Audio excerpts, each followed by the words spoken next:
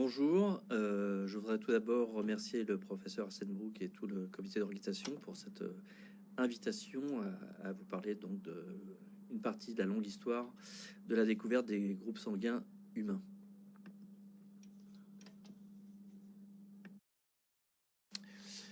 Donc la philosophie de notre laboratoire à l'ex-Institut national de la transfusion sanguine à Paris on part du postulat du fait que le globule rouge, bien qu'il ne soit pas un noyau et qu'il n'ait pas d'organelle, et qu'il soit un objet sous-estimé, puisque certains collègues nous disent que c'est pas une vraie cellule, mais en fait, oui, c'est une vraie cellule dont on a réellement besoin.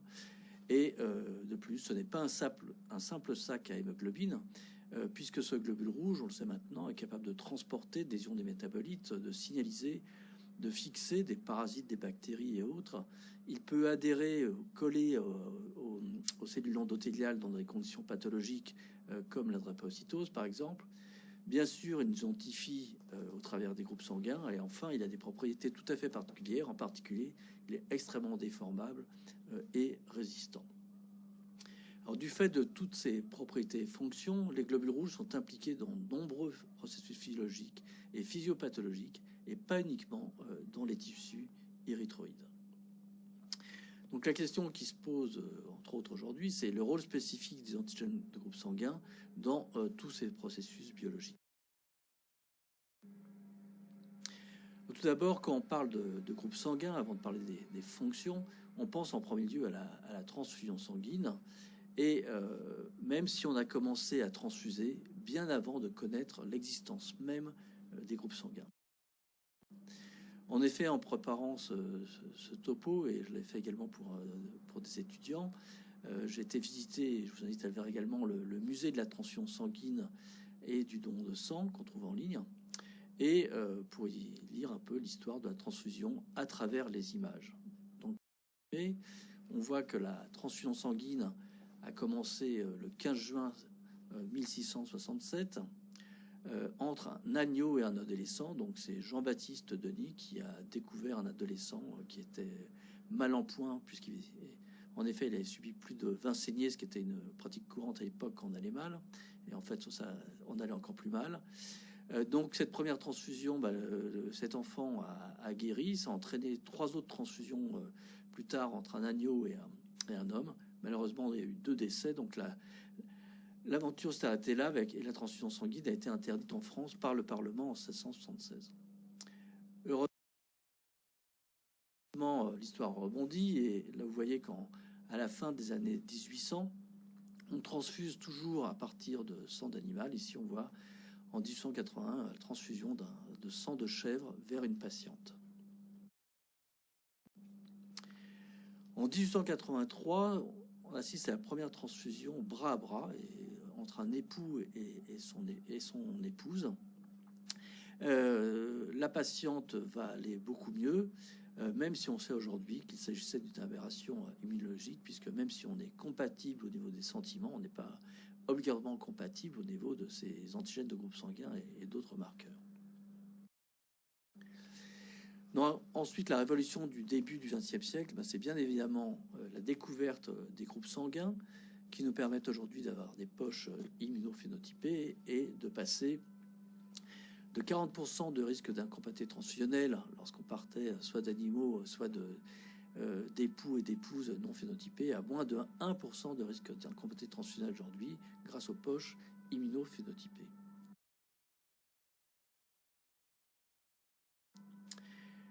Donc la découverte de groupes sanguins, comme vous savez tous, c'est une histoire d'hominidés, et en particulier de cet homme, Karl Landsteiner, qui, comme vous savez, a découvert l'ABO en 1900, ce qui lui a valu le prix Nobel en 1930. Mais également une histoire d'hominidés non humains, et en particulier les macaques rhésus. Et en effet, c'est la collaboration entre Karl Landsteiner et ces macaques qui a permis donc la découverte du système rhésus, puis également LW, en 1940, toujours par ce même Karl Landsteiner. Alors pourquoi encore étudier les groupes sanguins en hématologie et ailleurs? On connaît l'ABO, on connaît le RH. Tout d'abord parce qu'il y a encore de nouvelles propriétés et fonctions attribuées à des systèmes connus qu'on peut appeler old school, comme l'ABO, le RH, le DUFI, qui étaient...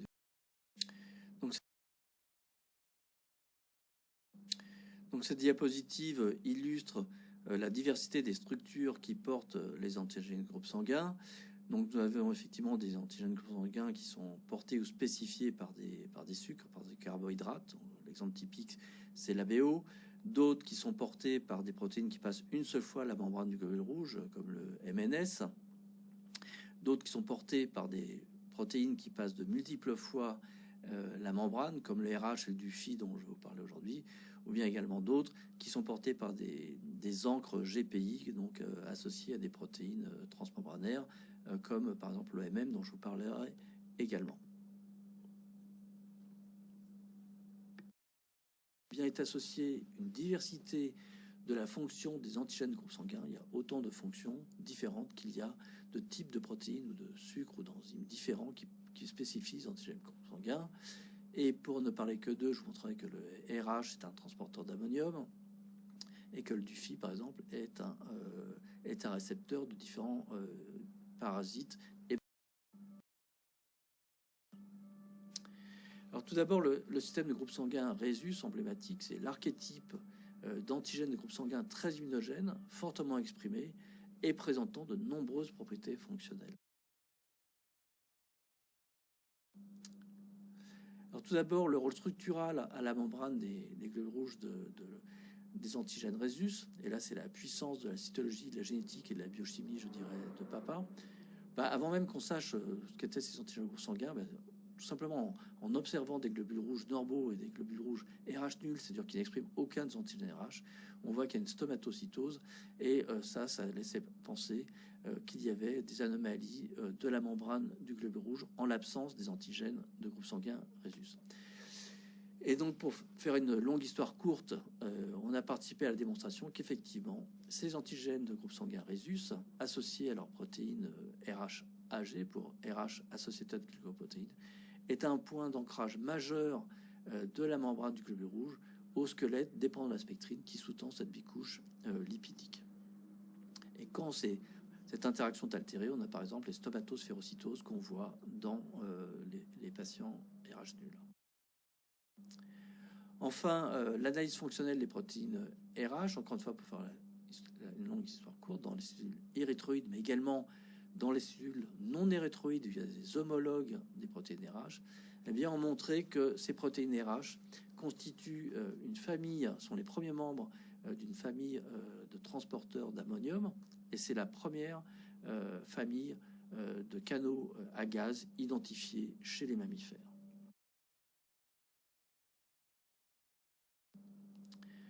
Enfin, comme vous savez, ce système de groupe sanguin est le système le plus immunogène des groupes sanguins humains. C'est aussi le plus polymorphe, ce qui nous a amené et d'autres à définir les bases génétiques de ce système. Et ça aboutit en fait au génotypage des donneurs et receveurs en appui de la sérologie, donc dans le cadre de la sécurité transfusionnelle, et génotypage anténatal non invasif pour le suivi et la prévention de la maladie hémolytique du nouveau-né. Donc là, d'une manière très schématique, on voit le polymorphisme RH positif et RH négatif chez les caucasiens. 2 gènes chez les RHD positifs, 1 gène chez les RH négatifs. Donc le gène qui est présent ou absent, c'est le gène D, et le gène qui est présent dans toutes les situations, c'est le gène CE. Et puis évidemment, c'est souvent plus compliqué qu'on le pense en recherche. Dans les populations non caucasiennes, en particulier africaines, on peut être RH négatif avec 2 gènes, mais dont le gène D, qui est en fait un pseudogène qui n'est pas actif. Donc sur la base de ce schéma relativement simple de polymorphisme, un gène de gènes, nous avons pu développer dans les années 90 un premier test de diagnostic anténatal RHD par PCR, tout d'abord invasif à partir de cellules amniotiques, par exemple, et puis tard, donc un génotypage RHD non invasif, donc à partir d'ADN présent dans le plasma des mères porteuses d'enfants RH positifs et RH négatifs. Et aujourd'hui, il y a un kit qui est maintenant labellisé et distribué par la société Jacques Bois, qui a reçu l'agrément et qui est remboursé par Sécurité sociale en France depuis juin 2017 et on attend à peu près 250 000 tests par an en France. Ce qui va permettre d'économiser 40% d'injections d'IgG lorsque l'enfant est connu très tôt au cours de la grossesse comme étant RH négatif. À l'opposé du système RH, nous avons le système du groupe sanguin DUFI, qui est lui l'exemple d'antigènes de groupe sanguin faiblement exprimés et pas très immunogène, mais pas mineur pour autant, comme je vous le montre. Alors effectivement, vous le savez, ce système est extrêmement simple. Deux antigènes, FIA et FIB, définis par deux antisérums, anti-FIA et anti-FIB, qui définissent donc grand FIA et grand FIB. Et on peut avoir comme ça donc les phénotypes que vous connaissez, homozygote ou hétérozygote, dont FIA plus B-, FIA moins B+, FIA plus B+, et puis le phénotype nul, FIA moins B-. Vous voyez ici, ce qui est intéressant, c'est que la répartition de ces différents phénotypes est très différente, en particulier le phénotype nul, qui est quasiment absent chez les caucasiens et extrêmement présent chez les descendants d'Afrique ou chez les patients africains. Donc, ce qui est intéressant, c'est que ce phénotype nul, en fait, était associé à une résistance à Plasmodium vivax, et on peut dire que c'est un cas d'école d'association entre une mutation et la résistance complète ou presque à un pathogène. Vous pouvez voir ici la distribution de Plasmodium falciparum et de P. vivax dans le monde. Là où falciparum est extrêmement présent, donc en Afrique subsaharienne, P. vivax est quasiment absent. Et ceci est associé au fait que dans cette région où P. vivax est quasiment absent, eh bien, les donneurs, ces populations sont à plus de 90% du phénul. Donc, ça signait déjà une association entre résistance à vivax et la non-expression des antigènes du Phi.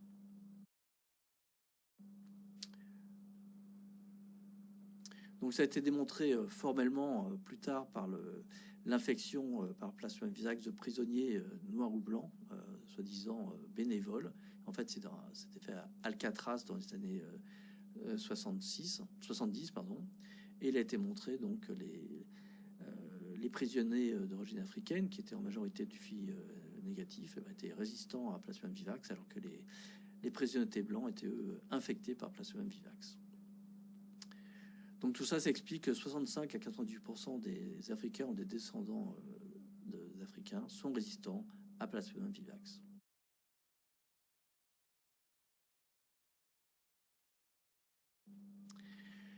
Donc ensuite, ces antigènes du Phi ont été caractérisés au niveau moléculaire, clonés, et leurs protéines aussi analysées. Donc vous voyez ici les antigènes de groupe sanguin FIA et FIB sur la partie N-terminale de cette protéine à 7 domaines transmembranaires. L'antigène Phi6, que vous connaissez peut-être, qui est en amont de FIA et FIB. Et puis, c'est sur cet épitope Phi6 que se fixent les parasites de Plasmodium vivax. Donc, on n'avait pas resté là. Ces mêmes antigènes du Phi sont non seulement donc des antigènes de groupe sanguin, des récepteurs de Plasmodium vivax, sont également des récepteurs de chemokine, comme l'IL-8, par exemple, au niveau des globules rouges et des cellules endothéliales où le Phi est exprimé. Donc c'est pour ça qu'on appelle ça maintenant DARC, pour Duffy Antigen et récepteur for chemokine.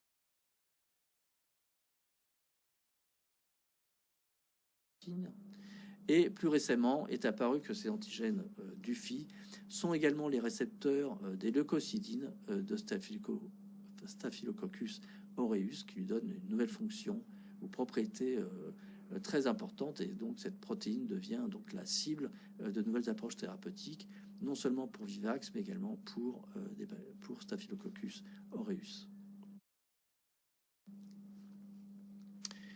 Donc Duffy est un groupe sanguin peu exprimé, mineur en médecine transfusionnelle, mais dont les outils d'étude, et en particulier les phénotypes phénuls, ont pour but de démontrer de multiples fonctions, donc comme je vous l'ai dit, récepteurs de parasites, de bactéries, de chemokines, etc., etc.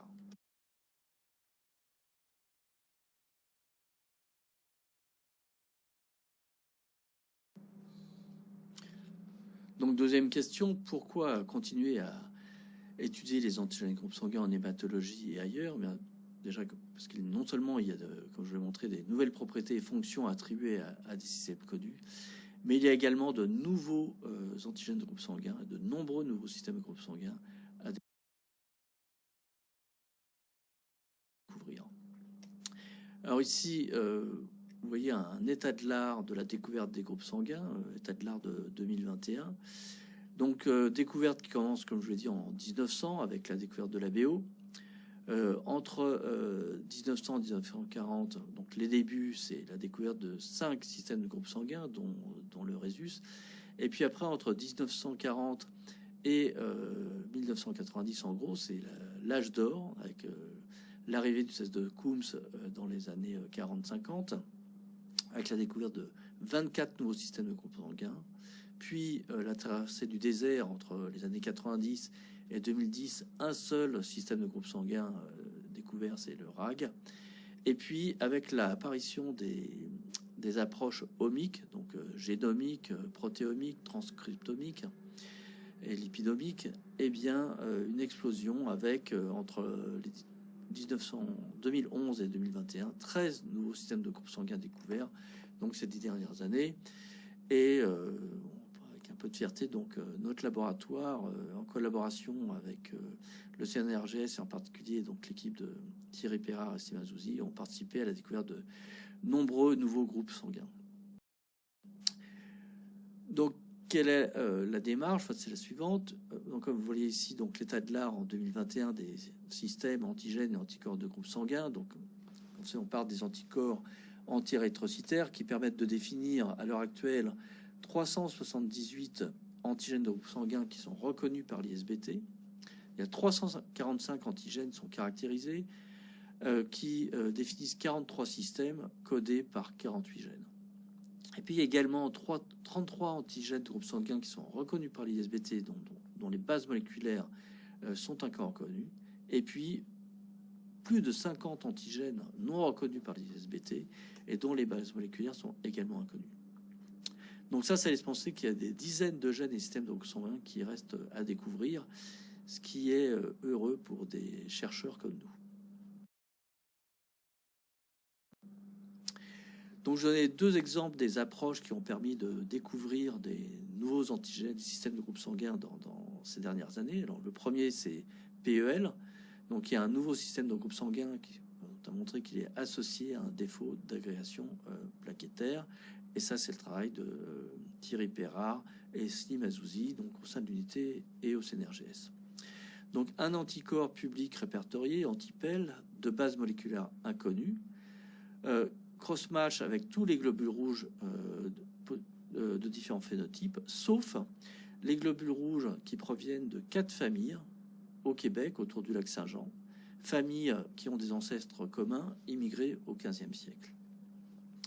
L'étude par séquençage d'exomes des globules rouges qui matchent, enfin des donneurs dont les globules rouges matchent ou ne matchent pas, ne permettent pas d'identifier de gènes candidats pour expliquer cette non-réactivité dans ces familles du Québec.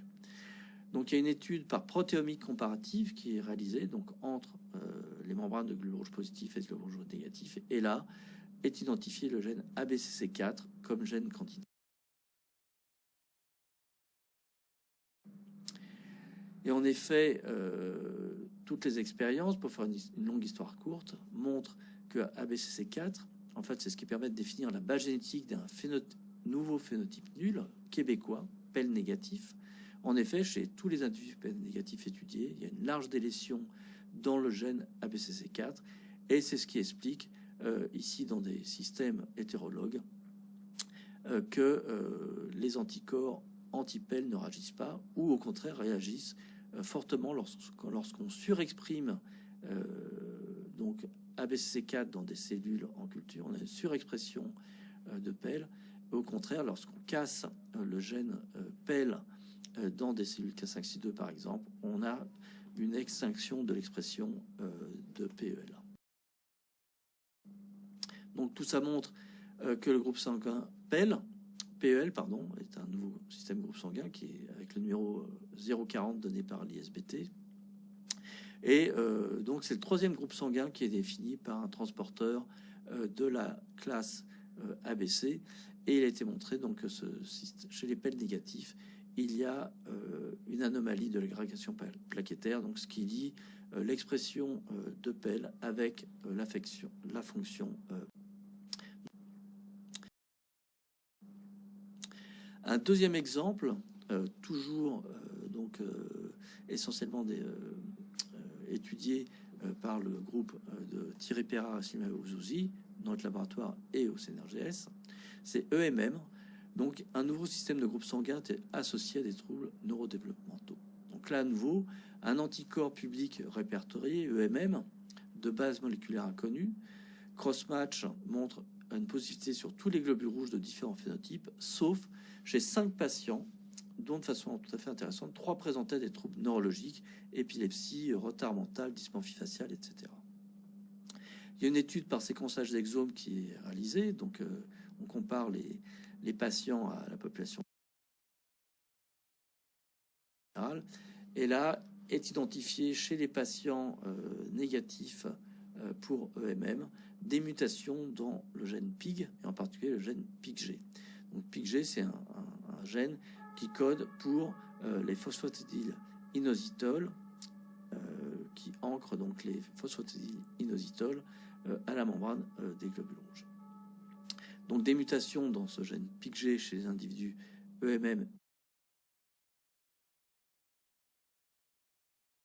négatifs. Donc PIGG, c'est un gène qui est impliqué dans la biosynthèse de l'encre GPI. Et lorsque l'on inactive PIGG, eh bien, il n'y a plus d'expression de l'antigène EMM à la surface, par exemple, de cellules recombinantes, inactivées pour PIGG. Et il a été montré donc par l'équipe de Slim et Thierry, donc EMM est bien un nouveau système de groupe sanguin, et l'ISBT lui a donné le numéro 042. Et il a été également montré que donc l'épitope EMM donc est porté par une encre GPI libre. Donc EMM, comme je vous dis, est associé à des maladies neurologiques, puisque chez les 5 patients, chez chaque donneur EMM-, il présente des anomalies neurologiques. Il est connu depuis longtemps que les mutations germinales de la gène PIG sont associées à des déficiences